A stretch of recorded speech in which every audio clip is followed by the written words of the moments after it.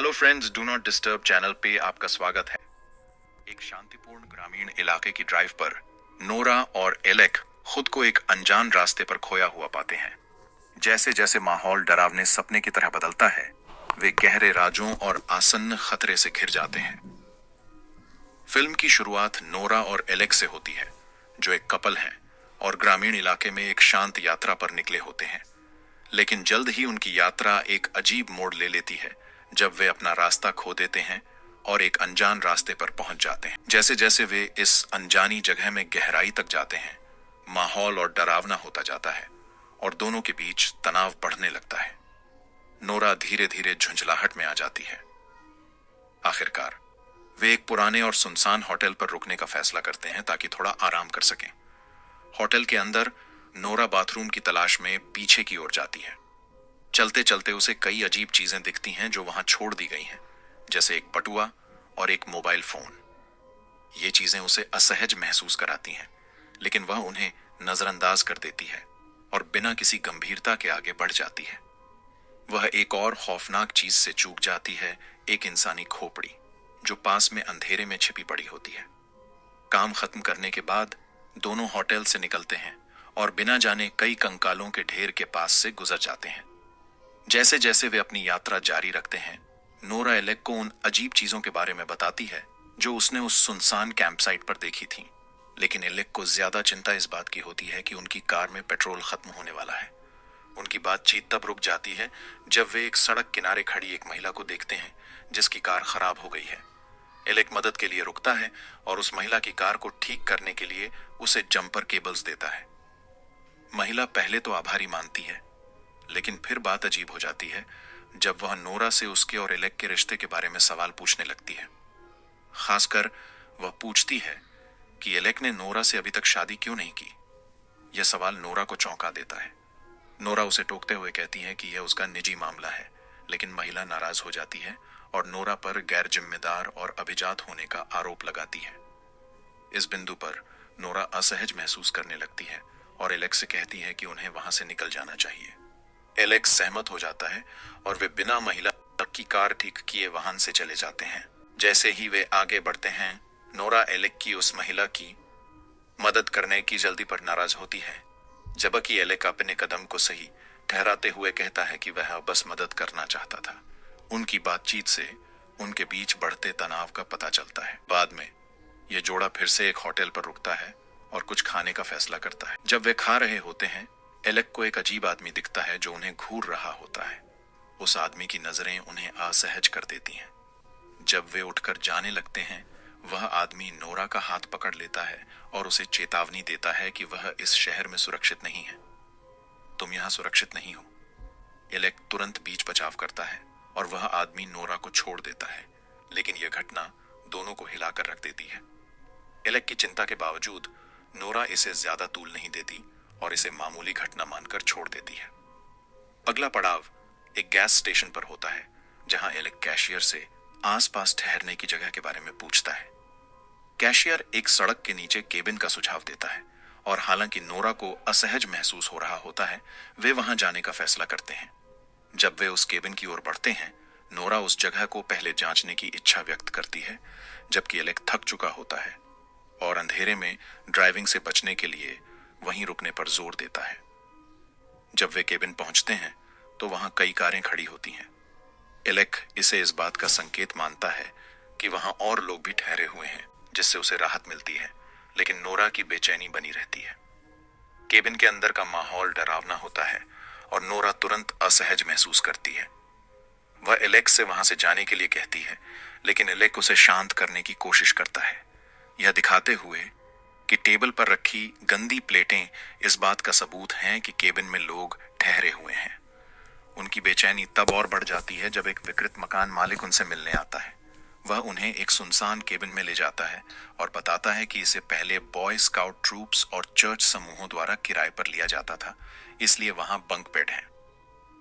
Alec मकान मालिक से हल्की फुल्की बातें करता है, लेकिन नोरा, जो और भी असहज महसूस कर रही होती है, बातचीत को छोटा कर देती है। मकान मालिक इसे बुरा मानता है और जाते समय दरवाजा जोर से बंद कर देता है। ठीक है, शुक्रिया, कल मिलते हैं। एलेक नोरा को उसके व्यवहार के लिए डांटता है। लेकिन नोरा अपनी सफाई में कहती है कि उसे मकान मालिक के आसपास रहने में असहज महसूस हुआ। इसके बाद दोनों सोने की तैयारी करने लगते हैं। उनमें से किसी ने भी बिस्तर पर लगे खून के धब्बे पर ध्यान नहीं दिया, जो आने वाले भयावह हादसों का संकेत था। उस रात एक नकाबपोश शख्स उनके बिस्तर के नीचे छिपकर उन्हें सोते हुए देख रहा था। सुबह होते ही नोरा एक पिंजरे में जागती है, डरी और घबराई हुई।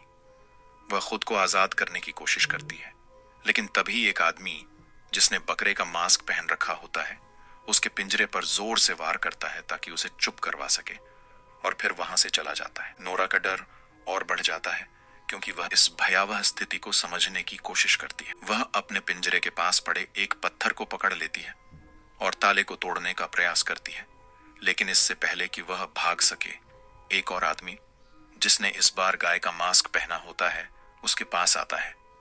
वह उस पर कोई अजीब सी तरल चीज डालता है जिससे वह बेहोश हो जाती है। जब नोरा फिर से जागती है तो खुद को एक खलिहान में एक कुर्सी से बंधा पाती है। उसके पैर ऐसे फैले होते हैं जैसे वह कोई मवेशी। तभी एक महिला जिसने खरगोश का मास्क पहना होता है खलिहान में प्रवेश करती। बलात्कारी तरीके से नोरा को गर्भाधान कराया जाता है। उसे जानवर की तरह जाता है। नोरा आतंक में चिल्लाती है, लेकिन महिला उसे नजरअंदाज कर देती है और खलिहान में अकेला छोड़ देती है। प्रक्रिया के बाद नोरा कमजोर और असहाय हो जाती है। जब दो मास्क पहने हुए आदमी लौटते हैं उसे ले जाने के लिए, वह इतनी थकी हुई होती है कि विरोध नहीं कर पाती। उसे एक गाड़ी पर बिठाया जाता है। उसे एक संगठित फार्म में ले जाया जाता है, जहां अब वह समझ जाती है कि इंसानों को जानवरों की तरह समझा जाता है। इस बीच इलेक भी एक समान स्थिति में है। उसे पकड़ लिया गया है और एक छोटे पिंजरे में बंद कर दिया गया है। उसके मुंह पर एक जंजीर डाली गई है। वह मदद के लिए चिल्लाता है, लेकिन अन्य बंदी जो अब उम्मीद छोड़ चुके हैं चुप रहते हैं। एलेक भय के मारे देखता है कि एक अन्य बंदी को मारे जाने के लिए चुना जाता है। उस बंदी को हिंसात्मक तरीके से एक हथौड़े से पीटा जाता है। एलेक, जो डर से कांप रहा है, समझ जाता है कि उसकी किस्मत भी तय हो सकती है। भागने की डेस्परेट कोशिश में एलेक मास्क पहने हुए लोगों के खिलाफ लड़ता है जब वे उसे पकड़ने की कोशिश करते हैं। हालांकि वे उसे पराजित कर देते हैं, उसे बेहोश कर देते हैं और एक गाड़ी में लाद देते हैं, जिसे स्लॉटर हाउस की ओर ले जाया जाता है। फार्म पर ऑपरेशन अजीब तरीके से व्यवस्थित है। एलेक और अन्य बंदियों को एक प्रोसेसिंग एरिया में ले जाया जाता है, जहां मानव अंगों को मीट की तरह पैक और तैयार किया जाता है। मास्क पहने हुए कामगार इन मानव उत्पादों को चिलिंग तरीके से संभालते हैं। फार्म पर एक प्रमुख कामकाजी व्यक्ति, जो सुअर का मास्क पहने हुए होता है, मानव अंगों से भरा एक बैग लेकर शहर में चलता है और लोगों को ऐसे ही अभिवादन करता है जैसे कुछ भी असामान्य न हो। मकान मालिक, जो इस विकृत समुदाय का नेता होता है, पूरे ऑपरेशन की निगरानी करता है। उसे एक ग्राहक का फोन आता है जिसने बड़ी मात्रा में मांस ऑर्डर किया है। ग्राहक मांग करता है कि खाना अपेक्षा से जल्दी तैयार हो, जिससे मकान मालिक को स्लॉटर को तेजी से पूरा करने के लिए मजबूर होना पड़ता है। मकान मालिक आदेश देता है कि कामकाजी लोग अपनी डेयरी लाइव स्टॉक का उपयोग करें, जिसमें दूध देने वाली महिलाओं का एक समूह शामिल है, ताकि मांग को पूरा किया जा सके। एक नजदीकी स्टेबल में कई महिलाएं, जिनमें नोरा भी शामिल है, मशीनों से जुड़ी होती हैं जो उनके शरीर से दूध निकालती हैं। नोरा एक अन्य बंदी से मिलती है जो फार्म पर 2 साल से है। वह महिला बताती है कि बंदियों को फार्म के जानवरों की तरह रखा जाता है और उसे बार बार गर्भवती किया गया है, यहां तक कि अब वह और बच्चे नहीं पैदा कर सकती। उनकी स्थिति की क्रूर वास्तविकता धीरे धीरे समझ में आने लगती है। नोरा अपने भाग्य पर विचार करते हुए अपनी स्थिति को समझने की कोशिश करती है। इस बीच एलेक की एक दुखद मौत हो जाती है। एक भागने के असफल प्रयास के बाद उसे नोरा के सामने बेरहमी से मार डाला जाता है और उसका खोपड़ी एक बड़े पत्थर से कुचला जाता है। दुख और डर से भरी हुई नोरा अपने पिंजरे से भागने में सफल हो जाती है। फार्म में निराशाजनक तरीके से एक रास्ता खोजती है और एक बस ढूंढ लेती है जो फार्म वर्कर्स द्वारा इस्तेमाल की जाती है और इसे अपनी भागने की योजना के रूप में उपयोग करने का निर्णय लेती है। नोरा चाबियां ले लेती है और एक अन्य बंदी एशली को बचाने की कोशिश करती है जो फार्म पर केवल 2 हफ्तों से है। दोनों महिलाएं बस में चढ़ जाती हैं, लेकिन जैसे ही वे सोचती हैं कि वे भागने ही वाली हैं, उन्हें एहसास होता है कि मास्क पहने हुए लोग पहले से ही बस के अंदर उनका इंतजार कर रहे हैं। फिल्म एक डरावने और परेशान करने वाले दृश्य के साथ समाप्त होती है। नोरा और एशली को बंधक बनाकर एक भयानक दावत के लिए तैयार किया जाता है, जिसमें मास्क पहने हुए बंदी एक टेबल के चारों ओर बैठकर दोनों महिलाओं को मुख्य भोजन के रूप में टेबल पर सजाया जाता है। मास्क पहने हुए समुदाय का अंतिम दृश्य, जो अपने शिकारियों को खाने की तैयारी कर रहा होता है, दर्शकों को एक ठंडी और निराशाजनक भावना के साथ छोड़ देता है। फिल्म यहीं समाप्त होती है।